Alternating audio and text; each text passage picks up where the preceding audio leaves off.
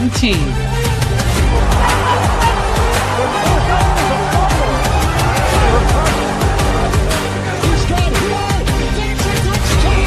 One dream. One fan. 30, 20, 10, touchdown Miami!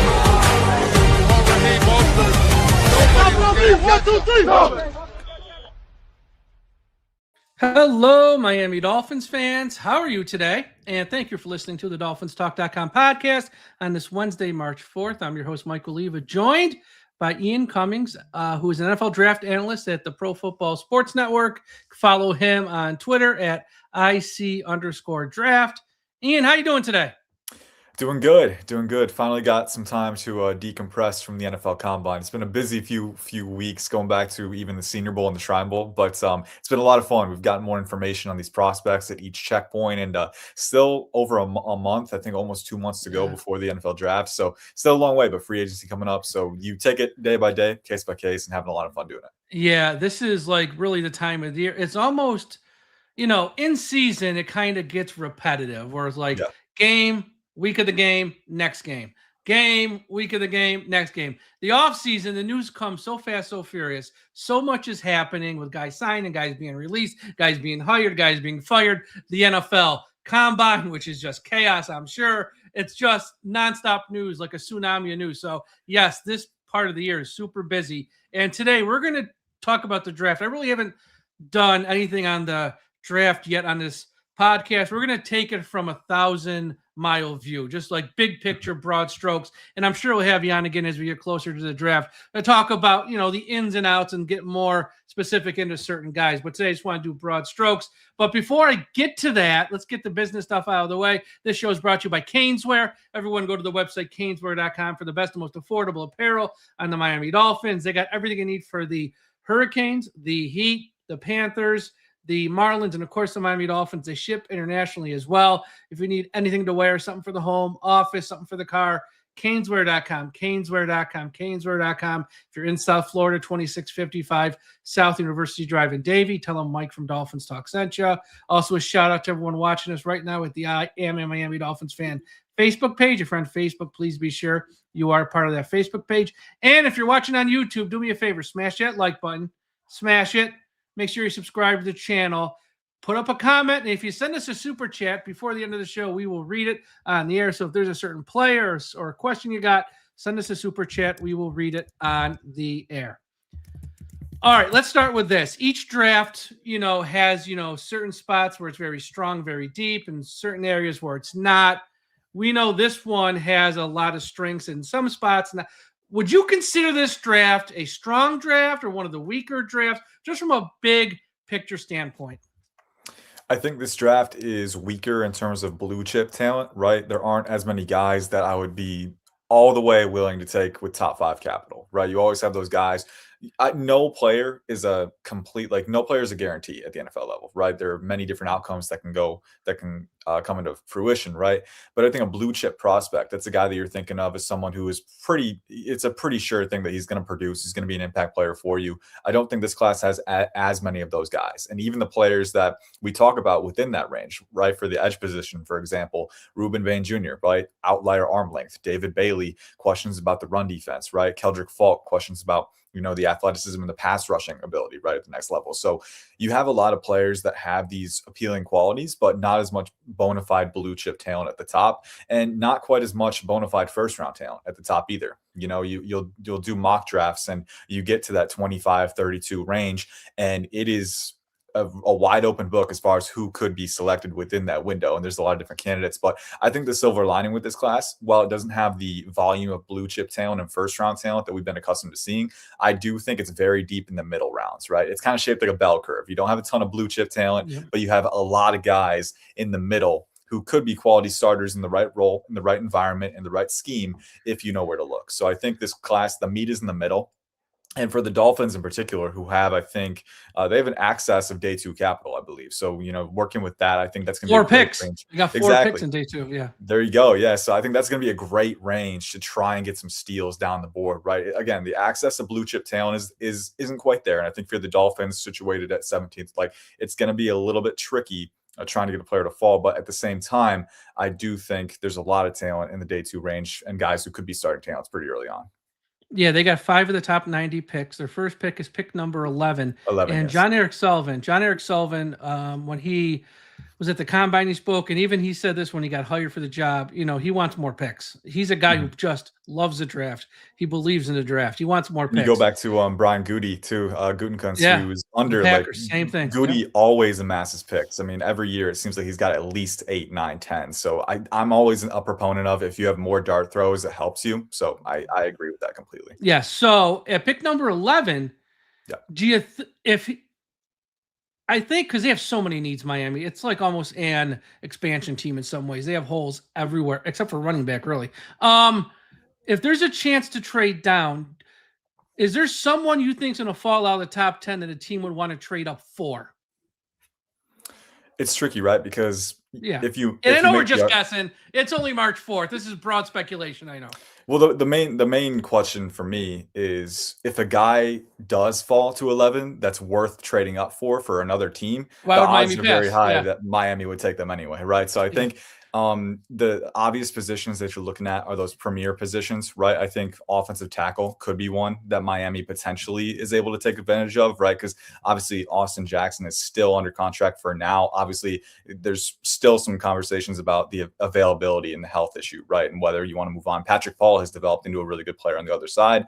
So it's up to Miami because honestly, I feel like there is an argument to potentially take a successor, right? But at the same time, if you're willing to ride it out with the current duo, tackle is one position. Like if Francis Mauigoa were to fall to number 11, I could see a team potentially trading up for him because you look at the amount of pure tackle talent in this class.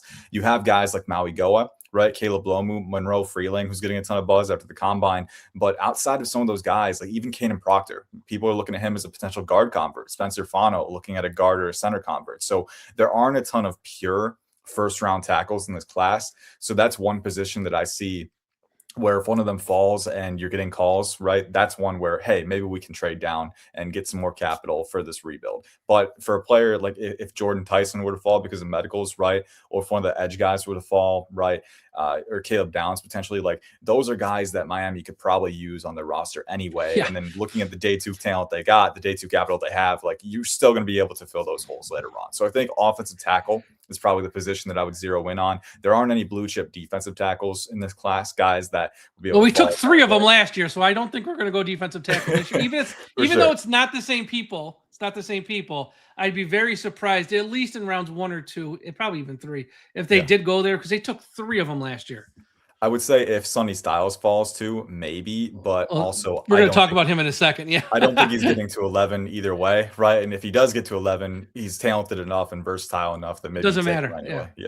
Yeah. So let's start with the offensive line there, and let's start offensive tackle because I think for Miami, what John Eric Sullivan said like a week or so back is, I don't think they love Austin Jackson because he is always hurt and he never plays, and I think they see that as a huge red flag. But they can't run off everybody this year. They got to hold on to a few players.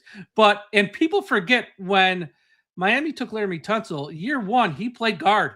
He didn't move out to left tackle till after they ran off Albert. I forget the guy's name now.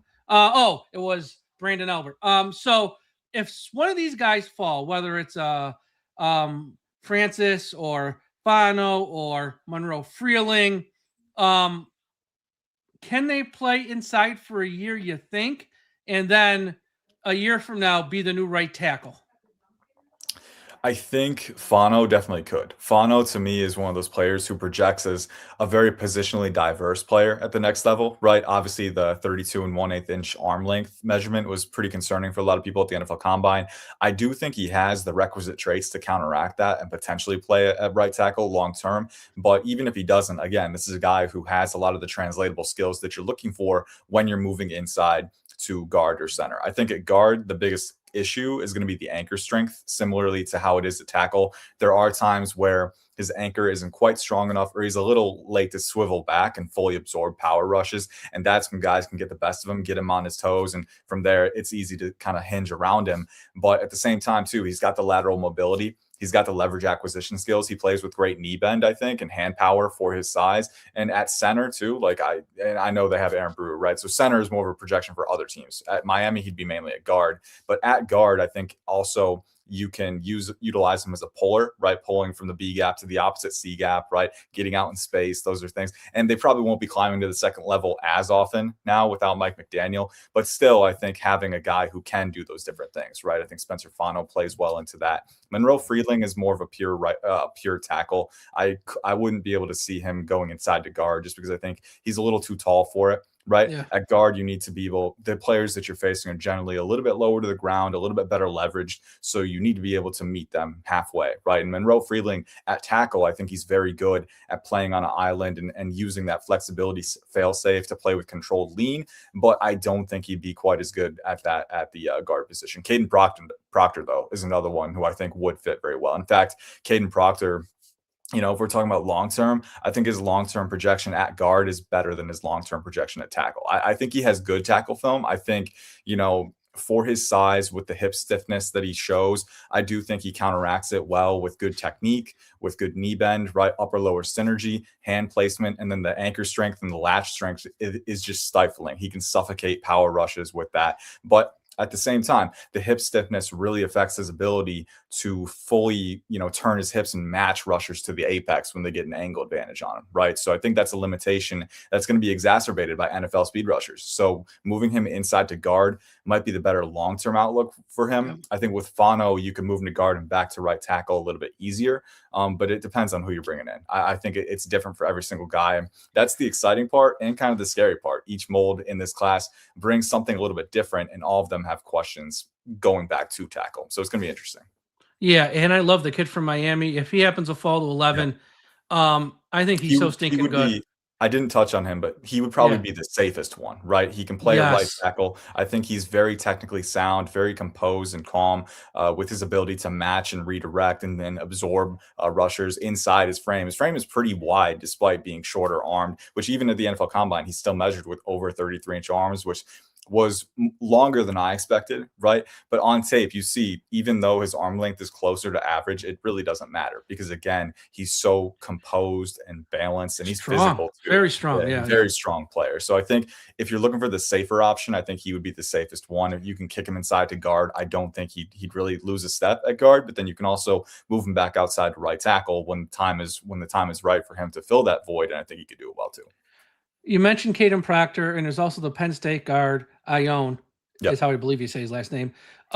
Is number 11 too high to take those guys because they are strictly offensive guards? I know there's the perception, interior offensive lineman, you probably won't take someone that high, but are either one so good where it's like, you know what? They're so good. I'm going to put that guy there, and for the next 8, 9 years, 10 years, I got to worry about it. Or do either one of those guys, is that too high to take either one of them? I think Ione is a little bit higher on my board. He's my 24th overall player. Proctor is more of a fringe round 1, round 2 guy in the 30s for me. So I do think it would be a little high for me. That said, I think both guys are very quality prospects. I think you can get a long-term starter from each one. The main concern for me is not necessarily, obviously it would be a little bit of a reach by my evaluation, but I think the other factor that we need to consider, this class, while it's lighter on pure offensive tackle talent, especially in the day 2 range, this class is very, very deep with guards, right? Tackle to guard converts, guard center, flex guys, right? You have a ton of guys who can play at that 2 position alongside the center and the tackle. And I think when you have this level of positional depth, right, and guys who are tackle to guard conversions, right, natural guards who've played that their whole career, there are a lot of options in the day 2 range. Chase Bosantis from Texas A&M, Keelan Rutledge from Georgia Tech, Fabechi Nwawu from Oklahoma, right? So the list goes on, and other tackle converts too, like Tristan Lay, Drew Shelton. Like the Iowa kid with the mullet. Jennings Dunker. That dude looks like a strong sun gun. He is a very strong player. And he's long and he's pretty explosive too. So I think he projects a lot better at guard than he does at tackle. He can play square a little bit better in a phone booth and overwhelm guys. And the guy across from him, Bo Stevens, is pretty good too. More of a day 3 guy, but again, it just goes to show this class is very, very deep at the guard spot. So it's not that I don't value the guard spot. I actually think guard is undervalued. I'm kind of in agreement with you, like looking at how important interior defensive line pressure is. We saw it with the Seattle Seahawks in the Super Bowl, right? If you can get up the A gap quickly, right, and prevent the QB from stepping up and forcing him off his spot, you can funnel him to other rushers and blitzers coming off the edge like they did with Devin Witherspoon, right? So interior pressure, the importance that holds, you have to be able to counteract that. You have to have a sound interior offensive line. I do think that's very important. But I think the Dolphins in this class, they can probably pass on that position in round 1 because there are going to be options later on. That leads to my next question when talking about the secondary, in particular the cornerbacks. I've never seen most people who have a mock draft from me, not all, most, you too, have one of the two corners going to Miami or pick 11 between the top two corners of Jermod McCoy and Mansour Delane. last name, Delane out of LSU. Yep.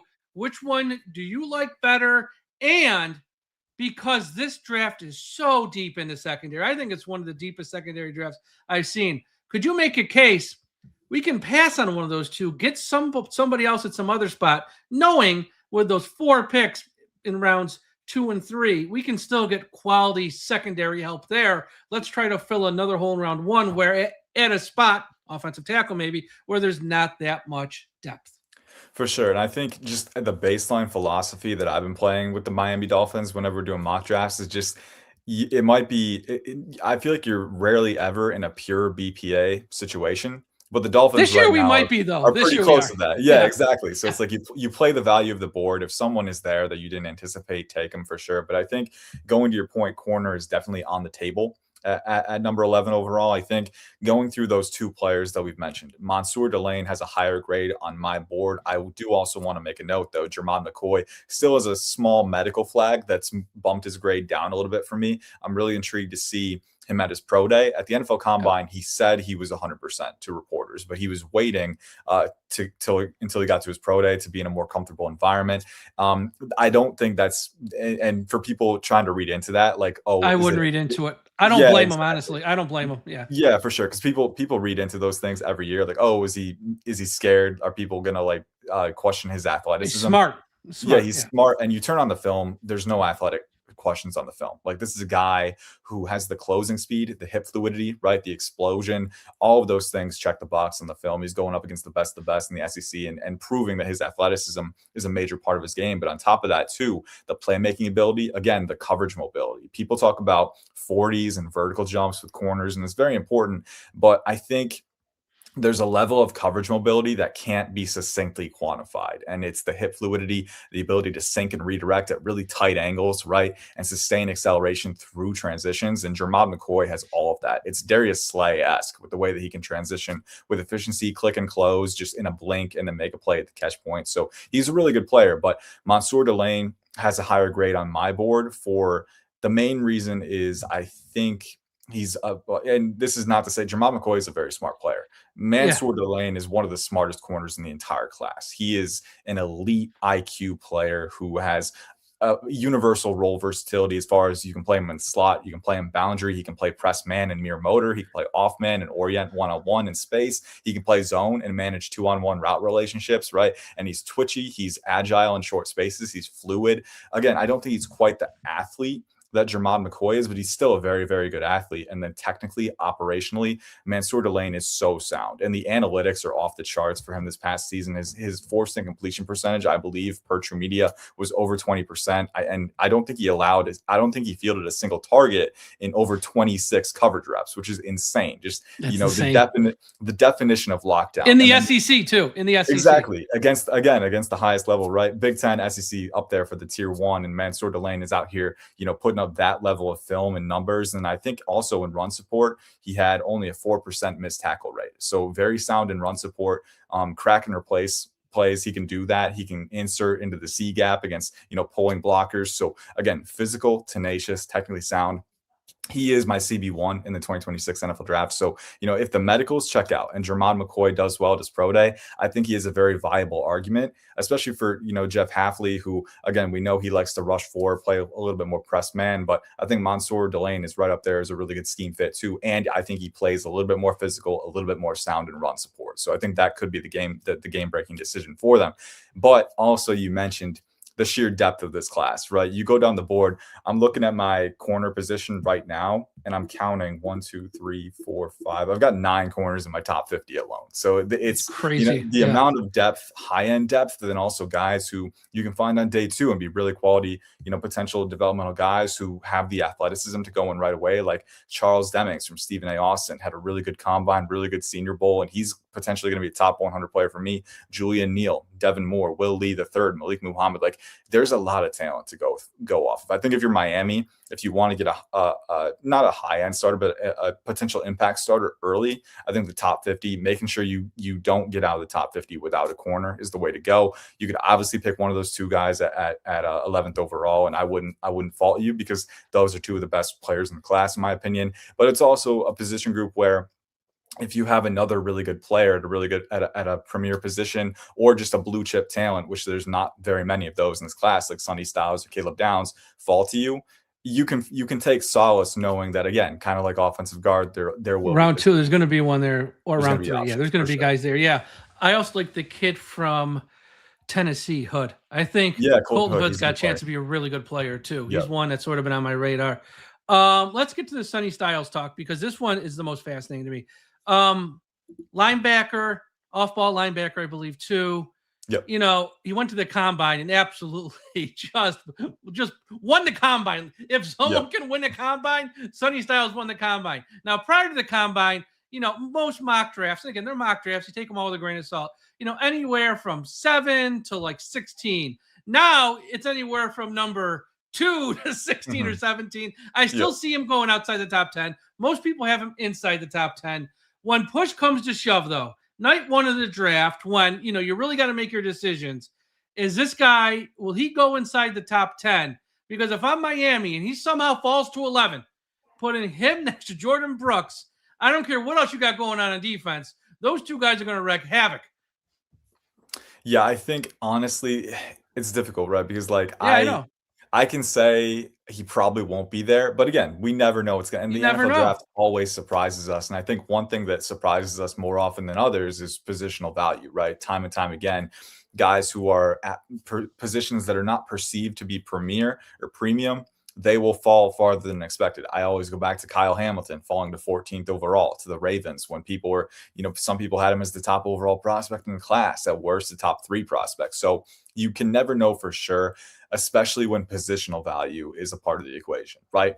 I would think in this specific class, with the dearth of blue chip talent that we have, I feel like he goes to a certain point and then he's got to be off the board, right? Like I look at the Commanders at 7th overall. Exactly. That's where I think is his floor, probably. Exactly. So I couldn't see him getting past there, but also we have seen crazier things happen. So I don't know if he was there at 11 for the Dolphins, it would be very difficult to pass him up, even though they have a lot of needs elsewhere. You have the day 2 capital where you can, start to fill those holes a little bit more. And I think one reason that Sonny Styles, I don't expect him to fall, but also if he did fall, I think you run the card up, is I've scarcely seen a prospect who's this good on the physical side with the physical tools. Obviously, the combine showed the film is spectacular. And everything you hear about him from a mental standpoint, off the field, leadership is just A+, A1. Like this guy is the standard, the work ethic, the focus, the football IQ, and that's reflected on the film. And that's one reason, you see people talking about Arvell Reese as an edge convert and keeping Styles at linebacker off ball. I think the main reason is he was so valuable as that green dot for the Ohio State Buckeyes, right? Playing more in space, commanding the defense, getting guys in position, but also playing discipline to gaps and run defense and flowing through congestion, stacking and shedding at the contact point. And then in coverage, being a former safety, I think he does a really good job. That's the thing. He can play linebacker because of the size, but he's got the speed to have no problems if he has to play like over a slot receiver, pick up the tight end, pick up the running back. Because in coverage, he's got those skills. He is literally... he can do it all. It's like this guy is just so stinking good. He's so good. And I do think, right, people talk about him as a former safety, and he's very, very good in coverage. I don't think he's quite like the Fred Warner level. When we talk about Fred Warner, because Fred Warner, the fluidity is insane with him. Yep. Like he can truly man guys up, and he's so good in the Tampa 2 role. I think Sonny Yep. Styles is near elite in coverage for sure. I don't think he's quite at Fred Warner level, right? I think he's just as good in pursuit, where he can cover sideline to sideline with the 4.46 speed. He's an incredible tackler at the contact point, and then again the ability to be a block controller and play physical into gaps and manage positioning and pursuit angles, all of those things, sift through misdirections and congestion. Like he checks every single box that you could want. My comp for him heading into the combine, I'm definitely going to re-envision it even more, because I'm wondering if it's not lofty enough now, right? But my comp was Leighton Vander Esch, healthy Leighton Vander Esch, right? So that first season we got, obviously need that caveat in there, right? But that first season we got with Leighton Vander Esch as a rookie in Dallas, made the Pro Bowl, was already one of their best defenders, was on a potential, multi-year all-pro trajectory before injuries unfortunately derailed his career. And with Vander Esch, you had a guy who was really, really good in coverage, but even better coming downhill with that size and that range and that physicality. And I think and the football IQ too, the reactive quickness. And Sonny Styles, to me, gives you a redux to that, where he can be that level of player and build on it his entire career. So the versatility is there. And also another element that I forgot to mention, in 2024, they were unleashing him a little bit more as a pass rusher and blitz threat, right? Because Arvell Reese hadn't quite come into the fold as that consistent threat. And he had 6 sacks. He had really good pass rush efficiency in that role. So again, the bend, the speed, the size, and the length to size up at contact, like all of those things are there. I think Arvell Reese has a more consistent power element, right? But again, Sonny Styles is a player who you can weaponize in that role too. So again, the versatility, the football IQ, the blue chip physical talent, like this is a guy, if he is there, you run the card up. But for all the mock drafts that we're going to do between now and then, me personally, because of the dearth of blue chip talent in this class, because Sonny Styles checks every single box so effusively, I don't expect him to be there, but we've been surprised before. I think the only way he falls, the only way, is in the top 10. You got Mendoza, you got Love. Yep. The only way would be if you got 3 or 4 offensive tackles somehow go in the top 10. For sure. I think most people expect 2 or 3. If you get up to 4, then now you're at 6. Then you got to throw in Reese at 7. Then you got to throw in the edge rushers. You're like 8 or 9. I mean, that's the only way he falls, if there's a run on offensive tackles where 4 probably go in the top 10, because then someone's got to fall. I mean, for sure, it's just math. Someone's got to fall. So I think that's probably the only way. Well. That's going to be interesting to see how this plays out. Obviously, Ruben Bain, short little arms. I was going to say short little arms. It's not that short, but the short and the NFL standards, he can still whoop my ass. You think that might cause him to fall out of the top 10 or no? I think it could, for sure. I think, again, we never know what teams are thinking. Well, we do have a certain idea. Exactly. Some teams thresholds as far as arm length, like Brian Gutekunst, who John Eric Sullivan studied under for a long time. Like this is a guy who has very strict thresholds. Yep, size and athleticism, right? Some teams are a little bit more lenient when it comes to that, right? I think I would look at the Rams as one team, particularly at corner. We know the Rams don't really scrutinize size at corner, right? They'll take smaller guys if they can match and play up to their opposition athletically. So the thresholds are different across positions and across teams, but I do think Ruben Bain's arm length is going to be something that they're going to have a discussion about it, right? I think the Chiefs are one team who, if Jeremiah Love is off the board by their pick, I think they had Mike Dana, they had George Karlaftis, who didn't have very long arms, right? So looking at their thresholds, maybe they'd be a potential candidate for him, but it is something. It is an element of his game that adds more uncertainty, right? So from an evaluative standpoint, I like to look at it as he's got the short arms below 31 inches. Can he counteract it? Right. For me personally, it's never a confining element as long as you can counteract it. I think Ruben Bain does on film, right? Obviously, there was the calf injury in 2024 where he wasn't playing at 100% at full speed. You were kind of seeing that limited efficiency and effectiveness. But in 2025, came back with a vengeance, was really good to start the year, and was dominant in the CFB playoffs. And just on film, time and time again, as a pass rusher, despite having the lackluster arm length, and I don't think he's the twitchiest guy. He's definitely a little stiff in the hips, a little bit lumbering at times.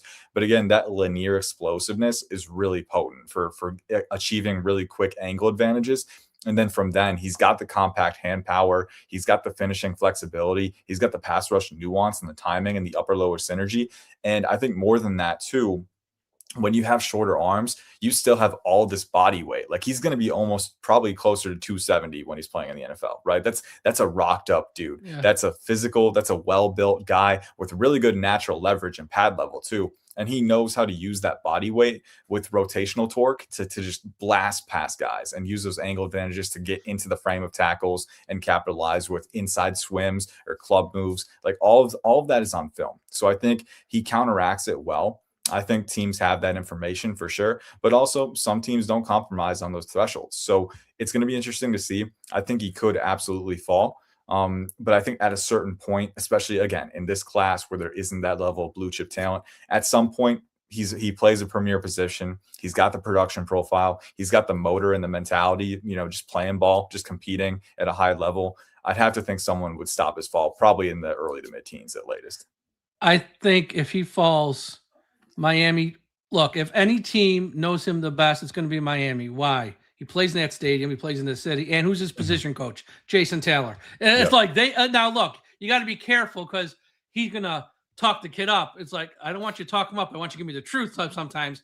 But they probably know him as well as anybody just because of where he played in with all these guys from the U. And there's a lot of them. Usually I'm against Miami taking certain guys from the U because I think it's tough to go from that couch to the pro team. Your heads can get big. It is Miami. You got to be careful. But this year, there's so much talent from the U where you got the offensive tackle. You got multiple edge rushers in round either 2 or 3. Scott at corner. It's like I wouldn't be against taking a few of these guys this year because I think they're all really, really good. For sure. But that's going to be the thing. And look, I love the kid from Texas Tech, Bailey. He's one of my favorite players in this draft. I think there's no chance he's falling to 11. But that kid, I watched him a lot this year, Texas Tech. He wasn't good. He was great. And he don't stop. He just gets after it. Oh, yeah. He's relentless. Yeah, he is relentless. I saw one game they played Kansas by the end. And they sacked the quarterback for Kansas so much, like midway through the fourth quarter, he took himself out of the game. Wasn't hurt. It's like, I've been sacked like 10 times. I am done getting hit. And that kid was doing a lot of the hitting. Like Texas Tech was relentless. He's relentless. I've never seen anything like it. The quarterback just took himself out of the game. Said, I'm done. Yeah, there's no chance he's falling to 11, but he's like my favorite player in this draft. One quick caveat with Bain too. I think he would be a really good scheme fit for Jeff Hafley's defense. Yeah, being able to run. They like to rush more with four-man fronts. Just get that pressure with that natural organic pressure with 4. Obviously in the modern NFL, you got to be able to disguise looks a little bit and mix things up. But generally 4 down front. I think Ruben Bain fits well with that. And then also, it was either last year or the year before, but they drafted Baron Sorrell from Texas, who only had 32-inch arms. So I think Goody showed with the Packers that he was willing to go below certain thresholds occasionally. I think, extrapolating, John Eric Sullivan might have that same philosophy of a player like Bain falls. Sure he does. Yeah, and if they had Ruben Bain on one side, Chop Robinson, who wasn't great last year, but was pretty good as a rookie, if he can get back to form, not a bad pass rush. You're starting to build it back up after losing Chubb and Jalen Phillips. So that might be a nice starting point if he does fall. Wide receiver. 3 guys I think most people think are going around 1. There might be more, but Tate, Lemon, and Jordan Tyson.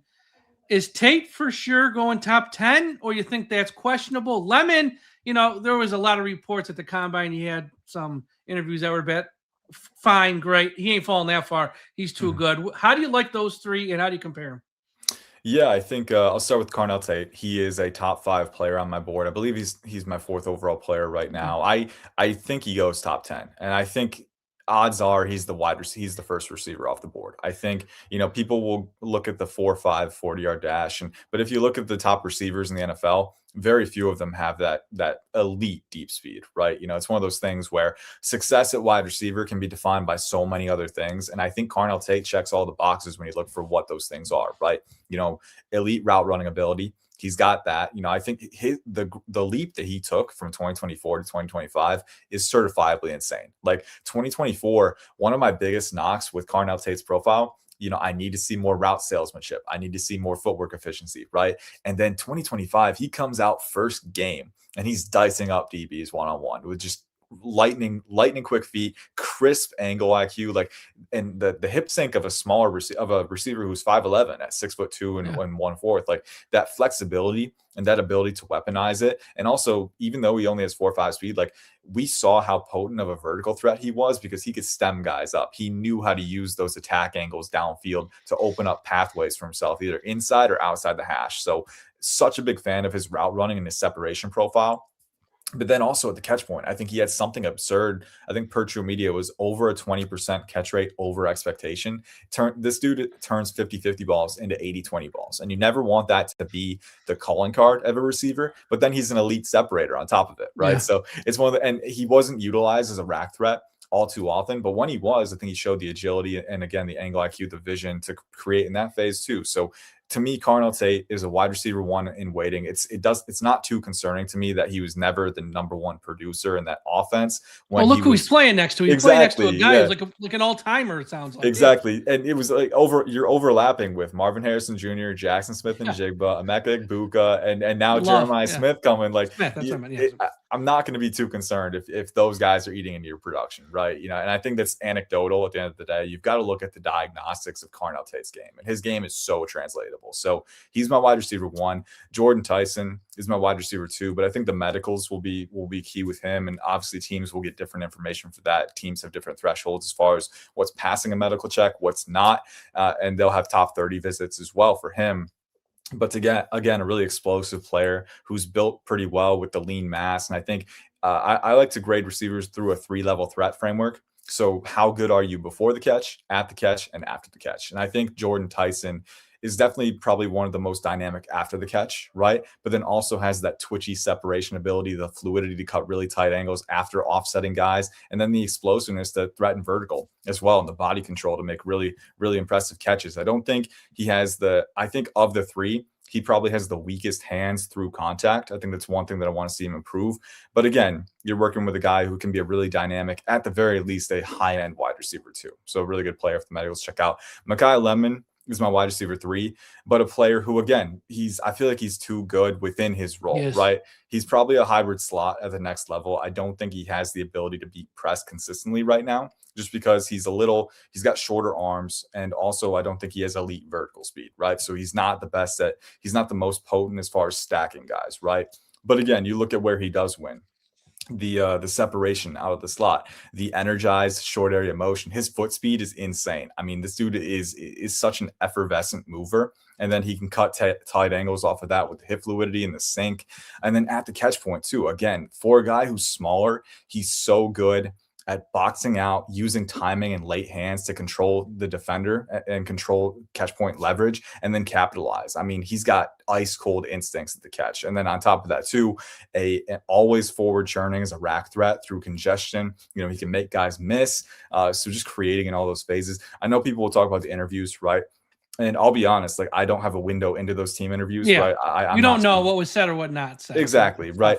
I will say, one, it's smokescreen season, so there's a lot of information out there. Someone might want him to slide down to them, so let's put out some bad info on the kid, which is really a bad thing to do. That really makes me sick. Don't hurt the kid. Yeah, you never want to like exploit these guys for your own benefit. Like these guys are human beings. They're trying to live out their dream. I hate that they get looped into it because it's just a part of the business, but it does suck. But it's smokescreen season, 1, so there's going to be information flying around everywhere, and 2, like, we've seen at the NFL level, like wide receivers can be a little bit of a personality. Like it's not the first, this wouldn't be the first time that a receiver's had a little bit of a personality and gone on to succeed. And I know Miami fans are very well aware of that. We just got rid of one. Got rid of a big one. Yeah, exactly. So it's like, and there's different levels to it, right? Like everything you hear about Mekhi Lemon from the USC program and from guys who are around him is that he has the consummate work ethic, that he's the ultimate competitor, right? So we don't have all the information there, and we know that sometimes character concerns can come back. I know James Pierce Jr. There were a lot of whispers about him last cycle when he went to Atlanta, and then unfortunately had the domestic violence incident a couple months ago. So I think it was a month ago. So you never know, right? We never have all of the information.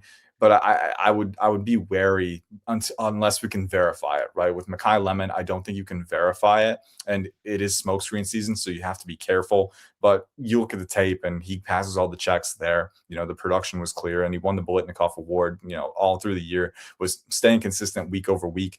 I don't think it's going to affect him too much. I think he's too good of a player. I think he probably goes in the teens or the early 20s, the latest, just because, I can see the Jets with their second pick. I can see the Jets with their second pick absolutely being in love with him, putting him next to Garrett Wilson. And I think they'd be totally happy with that. Any team that needs a high-end wide receiver too, because again, he's probably going to be predominantly a slot guy at the next level. Yeah, but he can be elite in that role. Everything you said about him and all the stuff I read, I'd have to look at the height weight comparisons, but just as a player, when I've seen, you just explained Jarvis Landry, the young peak Jarvis Landry, tough on the field, competitive, slot. He's going to make it work with just more a target funnel. Quick than fast. Yes, he might be slightly better Jarvis Landry, which is pretty damn good if you're asking me. Last topic, and I saved it for the end, quarterbacks. Now, we're not talking Fernando Mendoza. He's going one, nothing to talk about. He's going to the Raiders. We all know that's going to the Raiders. So let me start with this. And we do have a super chat on a quarterback question too. Ty Simpson, again, another guy. Mock drafts are mock drafts. I've seen him go anywhere all over the map. Go mid-round 1, top 10, mid-round 1, late round 1. He top of round 2. When it's all said and done, where do you think Ty Simpson ends up going? Let's start there. There's always the QB tax that we have to bring into the equation. They fly up the draft boards every year. Exactly. The positional value of QB is different than every other position. He is not a first round graded player on my board right now. He's just inside my top 50. So more of an early to mid round 2 guy, day 2 guy, who I would not take in round 1 at this current moment. Now that said, there are a lot of interesting elements of his evaluation that bear noting. 1-year starter, right? So we don't have the sample size that we would want. Early in the year and through the midway stretch, he was playing some really, really good football. Obviously fell off a little bit toward the end of the year, right? Late SEC play was not nearly as consistent. Had the playoff win and was a little bit better in that game, but again, couldn't really sustain it. And I think the Indiana defense, again, exposed a lot of the flaws on his profile in that next game. So with Ty Simpson, you're not working with an elite physical palette of tools, right? Measured in, I think, at 6'1", 211 at the NFL Combine. So average to below average size at QB. He's a good athlete. He's got a good arm. I don't think either of those are hallmarking traits for him. So my comp for him through the cycle, he measured in a little bit smaller than this player, but Mark Bulger from the Rams in the early 2000s. I think Ty Simpson is kind of a similar archetypal player where he doesn't have that elite physical talent. When he's on his game, right? And when he's fundamentally sound, he is mechanically good enough. He's accurate enough. He's a good enough processor where he can at least help you win games, but can he elevate you to Super Bowl contention? I don't know if he's that level of talent, right? I think the biggest question marks from that late season stretch where his play fell off a little bit, the word that always comes to mind for me is frenetic. I think he was a little bit too frenetic with his footwork, with his mechanics over that stretch. He's very good at fully torquing his hips to get maximum velocity on his throws. But again, when your shoulder alignment, when your release point, when those things are frenetic, it throws your situational precision off.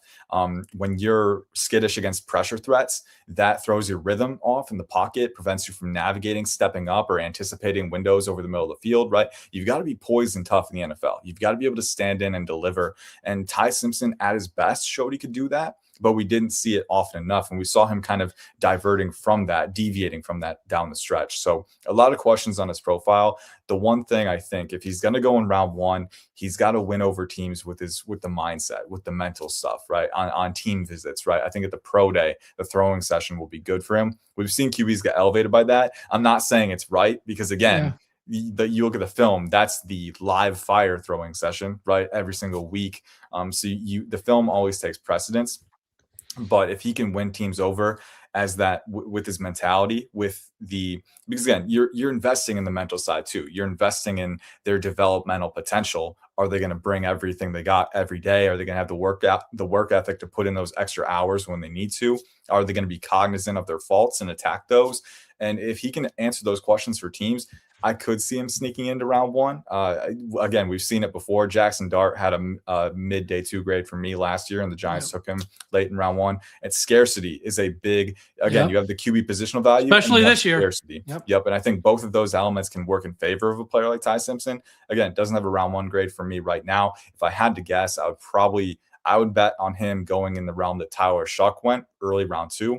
But again, when there's QB positional value and when there's this level of scarcity at the QB position past Fernando Mendoza, I think Ty Simpson is the best poised to benefit, but he's got to continue to have a strong pre-draft process. I thought he had a pretty good throwing session at the combine, but again, there's still work to do.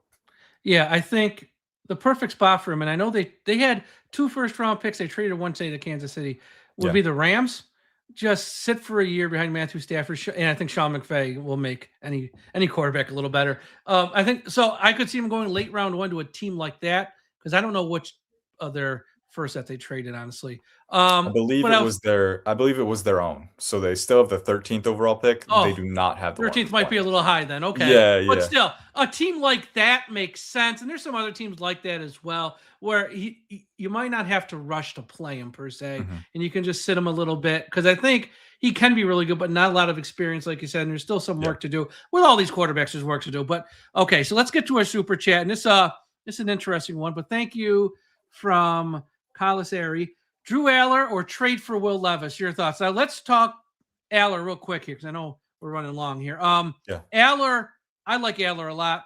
I know he got hurt late last year. But size, and he's got a strong arm. And I know at Penn State he came up small in some games of the major games he played in, but he also didn't have a great wide receiver group either. He had the tight end in Warren one year, but he also didn't have great wide receivers pretty much any year. What are your thoughts on him? And would you take Will Levis in the trade over any of these guys not named Mendoza, I guess?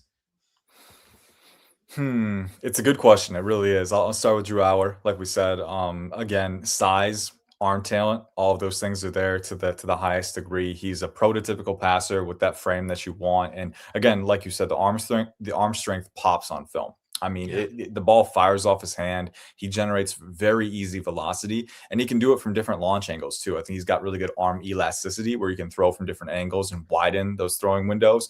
And I think earlier in his career, especially, there were flashes of good pre-snap autonomy and post-snap processing. I think he has shown that he can anticipate windows over the middle. Now, it did not happen consistently enough for me to feel confident with it. And I think particularly in 2025, right? And again, he lost Tyler Warren, didn't have a ton of firepower in that offense, like you said. I think we can say both things are true, right? He didn't have a ton of help, but I still think there are really pressing concerns that Drew Aller needs to iron out from his profile. I think the biggest thing that I could say, the drop back mechanics are still kind of a mess, even at this point in his career.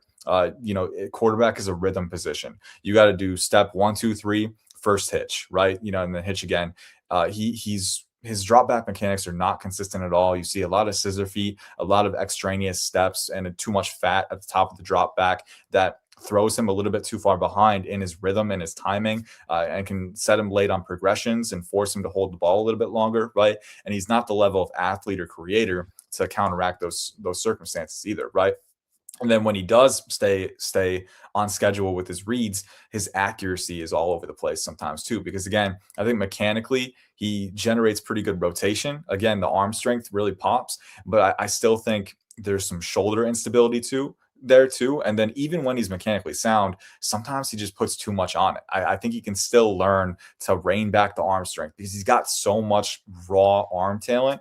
Sometimes he just puts too much heat on it and airmails it to guys or overthrows, right? So I think the accuracy, the situational precision, all of those things still need to get ironed out a little bit more with him. And then on top of that, mechanically, the mechanics not only hurt his accuracy, but they also hurt his ability to consistently stay on schedule within the framework of a play. So he's got the arm talent for sure. And he's still very young too. I think he's going to turn 22 years old later this month. So if you're looking at the QBs in the middle round range, a lot of them are older guys, right? Taylon Green, Cole Payton, Joe Fagnano, even Garrett Nussmeier, I think is going to be a little bit older. So all of those guys are older. With Drew Aller, you are getting a really young QB, potentially at the bottom of his developmental arc, right?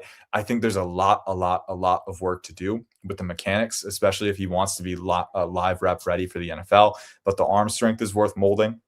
He has the game experience, right? Obviously, some of that you're going to have to pare down and reteach, because I think he learned some bad habits for sure.